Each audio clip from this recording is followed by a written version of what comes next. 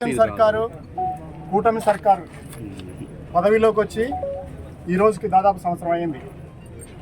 నేను ప్రభుత్వాన్ని ప్రశ్నించట్లేదు, ప్రజల్ని మహిళల్ని ప్రశ్నిస్తున్నా. అమ్మ, మీరు నమ్మి వేసిన ప్రభుత్వము మీకు ఏమాత్రము హామీలను నెరవేర్చింది అని ప్రభుత్వాన్ని అడగడము వేస్ట్ అని తెలుస్తూ ఉంది. ప్రభుత్వాన్ని గట్టిగా ప్రశ్నిస్తే రెడ్ బుక్ తీసి పేర్లు రాస్తున్న పరిస్థితి ఉంది. మహిళలారా, తల్లికి వందనం ఏమైంది? ఉచిత బస్సు ఏం చేశారు? తర్వాత ఇంకేమి ఇస్తామన్నారు? వాళ్ళకి అన్నదాత సుఖీభవ రైతులకు ఇస్తామన్నారు, కానీ భరోసా చేస్తామని చెప్పారు.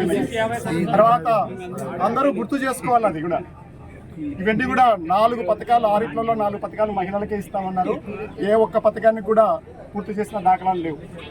అన్నదాత సుఖీభవ 20,000 దిక్కులేదు. అలాగే నిరుద్యోగులకు ఇస్తానన్నది. ఇవన్నీ జరగకపోగా చంద్రబాబు నాయుడు బహుశా భారతదేశంలో అందరూ ముఖ్యమంత్రులు మాకు ఏమన్నా ఆఫీసర్లకు పాఠాలు చెప్పేటప్పుడు కూడా రాస్తారేమో ముస్సోరిలో. ఏం చెప్పాడంటే, ఎటువంటి పరిస్థితుల్లో వైసీపీ పార్టీ వాళ్ళకి పథకాలు ఇవ్వద్దు అని చెప్పాడు. కేస్ స్టడీ చేస్తారేమో. అంత అనుభవం ఉన్న వ్యక్తి తెలుగుదేశం పార్టీ వాళ్ళకే చేస్తాను, అలానే చేయండి అని ఆయన గట్టిగా చెప్పాడు ఒక ముఖ్యమంత్రి హోదాలో. ఎవరు అలా చేయలేదు. మాకు రాజకీయంగా శత్రువులు లేరు, రాజకీయంగా ప్రత్యర్థులు మాత్రమే ఉన్నారు. ప్రత్యర్థులారా, మేము మాట్లాడినప్పుడు ఎప్పుడైనా కూడా చాలా గౌరవంగానే మాట్లాడతాం. మీ ఇంట్లో మహిళలు, కుటుంబ సభ్యులు కూడా చూసినా కానీ కూడా ఆ గౌరవానికి ఏం తక్కువ లేకుండా మేము మాట్లాడతాం. గౌరవ ఎమ్మెల్యే గారు, మీరు కూడా అది పాటించాలని కోరుతున్నాను. గౌరవ ఎమ్మెల్యేలు ఉన్నారు, గౌరవ ఎంపీలు ఉన్నారు, గౌరవ మంత్రులు ఉన్నారు. మీరందరూ కూడా ప్రభుత్వానికి ప్రతినిధులుగా ఉన్నారు. ఎక్కడా లేనంత మెజారిటీ సీట్లు, ఓట్లు మీకు ఇచ్చి ఉన్నారు. అందువల్ల మీరు అది గుర్తుపెట్టుకొని ఈ ప్రాంతానికి మేలు చేయండి. ఈ ప్రాంతానికి మేలు చేసే క్రమంలో సూపర్ 6 రాష్ట్ర వ్యాప్తంగా మీరు వెన్నుపోటు వచ్చారు. ఈ ప్రాంతంలో మీరు గమనించాం. ఎలక్షన్ల ముందు ఎక్కడంటే అక్కడ తెలుగుదేశం జెండాలు పెట్టి రోడ్లు వేస్తాం, నీళ్ళు ఇస్తాం, తర్వాత ఎన్ని చేస్తామని చెప్పి మీరు పెట్టుకొని పోయారో మళ్ళీ తిరిగి వచ్చి అవి చేయమని నేను అడుగుతున్నాను. మిమ్మల్ని ఎవరు అడ్డుకుంటున్నారు? అభివృద్ధికి ఎవరన్నా అడ్డుకుంటున్నారా అనేది మీరు చూడండి. కాలువలు కూడా దవ్వింటండి. ఆర్డిటి కూడా చాలా ముఖ్యమైనదే. ఇవన్నీ కూడా మీరు గుర్తుపెట్టుకోండి. నేనైతే చెప్తున్నాను, మిమ్మల్ని తిట్టడానికో మీతో తిట్టించుకోవడానికో నేను రాజకీయాల్లోకి రాలేదు. అది నాకు ముఖ్యం కాదు. ఏదైనా కానీ కూడా ప్రజలకు, ఈ ప్రాంతానికి ఉపయోగపడడానికే నేను ప్రయత్నం చేస్తాను. చెప్పాలంటే కొద్దిమందికి తెలిసి ఉండొచ్చు నాకు షుగర్ ఉందని. షుగర్ ఉన్నప్పుడు ఏం చేస్తారు?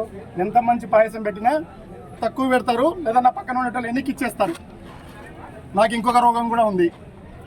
అది అందరూ తెలుసుకోవాలని అందరి ముందు చెప్తున్నాను, ఎప్పుడైనా బాగుంటుందని. నాకు ఎవరన్నా తిడితే అవి నేను తీసుకోలేను, తినలేను. తిట్లు తినలేను, షుగర్ ఎట్లా తినలేను, పాయసం ఎట్లా తినలేను, తిట్లు కూడా తినలేను. నాది కాదు. అందువల్ల ఎవరు కూడా తిట్లు కూడా వడ్డీ వార్చి నాకు పెట్టకండి. మా ప్రాంతంలో చెప్తాను, తిట్ల గురించి కూడా చెప్తాను. అదేం రోగం అని. ఒక ఆయన ఉన్నాడు, ఒక మంచి లీడర్ ఉన్నాడు మా దగ్గర. ఆయన చాలా ఖరీదైన పెన్నులు వాడుతూ ఉంటాడు. నాకు కూడా 1-2 పెన్నులు ఇచ్చాడు. మొన్న కూడా ఒక పెన్ను ఇవ్వబోయాడు. అది చాలా ఖరీదైంది, నేను ఎక్కడంటే పారేసుకుంటాను, నాకు ఇవ్వద్దు అని చెప్పాను. అప్పుడు ఆ పెన్ను ఎవరి దగ్గర ఉంటుంది?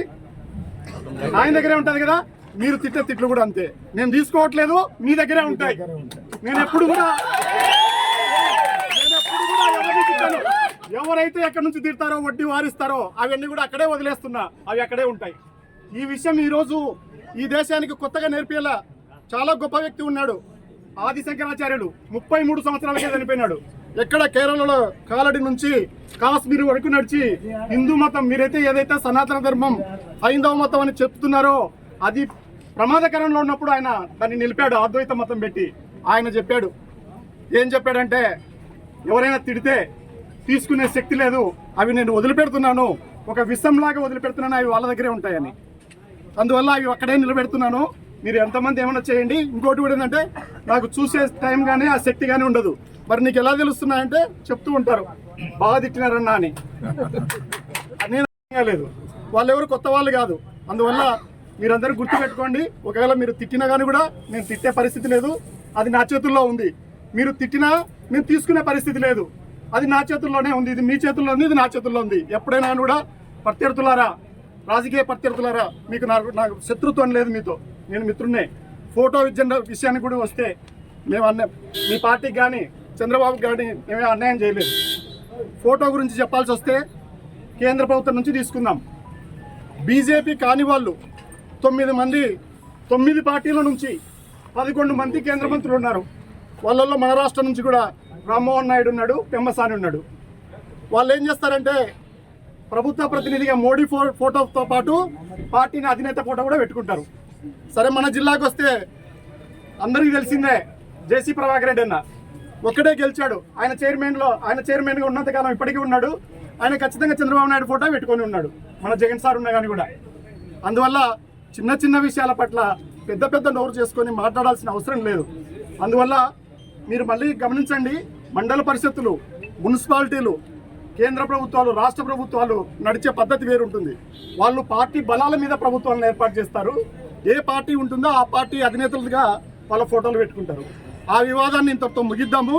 చాలా ముఖ్యమైనది 114 చెరువుల గురించి, కాలువల గురించి ఆలోచన చేయండి. అది చాలా ముఖ్యమైనది. ఆర్డీటీ జీవనాడి, నేను ఇక్కడే నిలబడి చెప్పాను ఇదే ప్లేస్లో. దాన్ని రక్షించడానికి మీరేం చేస్తారో చేయండి.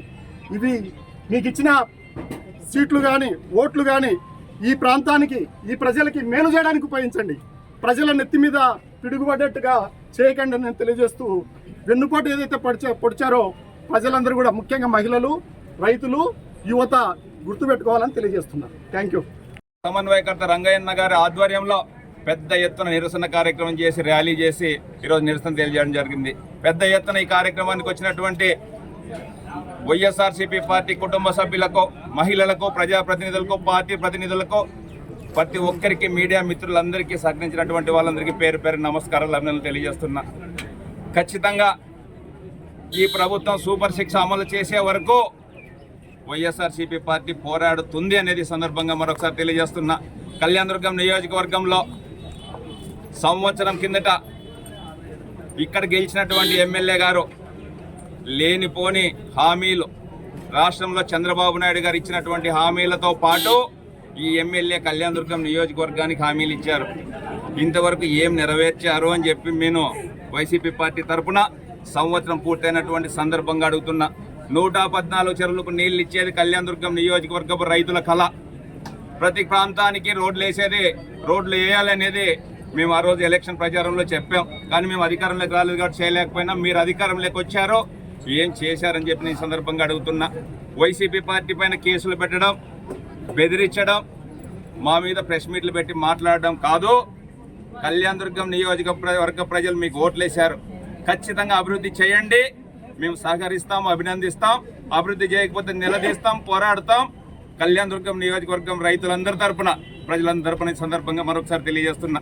ఈ కార్యక్రమానికి పెద్ద ఎత్తున ఈ కార్యక్రమాన్ని దిగ్విజయం చేసినటువంటి ప్రతి ఒక్కరికి పేరు పేరున నమస్కారం.